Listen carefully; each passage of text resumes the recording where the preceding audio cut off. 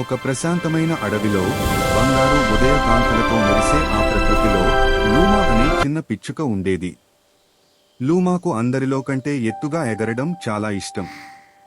గాలితో పోటీ పడేది. ఉదయాన్నే అడవంతా నవ్వించేలా పాటలు పాడేది.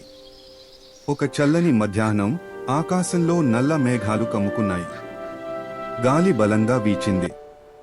మరింత బలంగా. ఒకేసారి వచ్చిన గాలి దెబ్బకు లూమా సమతుల్యత కోల్పోయింది.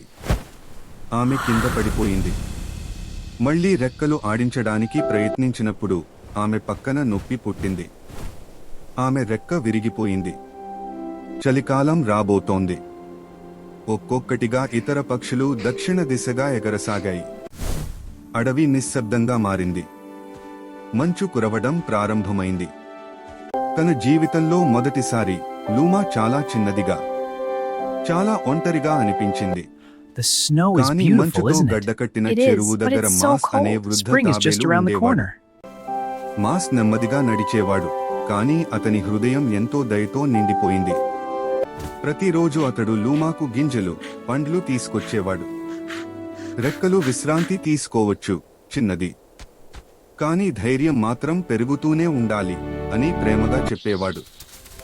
మొదట లూమా నమ్మలేదు, కానీ ప్రతి ఉదయం ఆమె తన రెక్కను కొద్దిగా చాచేది. నొప్పి ఉండేది, అయినా ఆమె ఆగలేదు. రోజులు గడిచాయి. మంచు కరిగిపోయింది. చెట్లపై చిన్న పచ్చ మొగ్గలు Thank you కనిపించాయి. for always being there. ఒక ప్రకాశవంతమైన here with వసంత you. ఉదయం It means లూమా everything. తన రెక్కలను ఆడించింది. ఒకసారి, రెండుసార్లు. ఆమె గాల్లోకి ఎగిరింది. ఆమె మళ్లీ ఎగురుతోంది. కానీ ఈసారి ఆమె దూరంగా వెళ్ళలేదు. ఆమె తిరిగి వచ్చి మాస్ పక్కన దిగింది. తన జీవితంలో అతి మధురమైన పాటను పాడింది. ఎందుకంటే లూమా ఒక ముఖ్యమైన విషయం నేర్చుకుంది.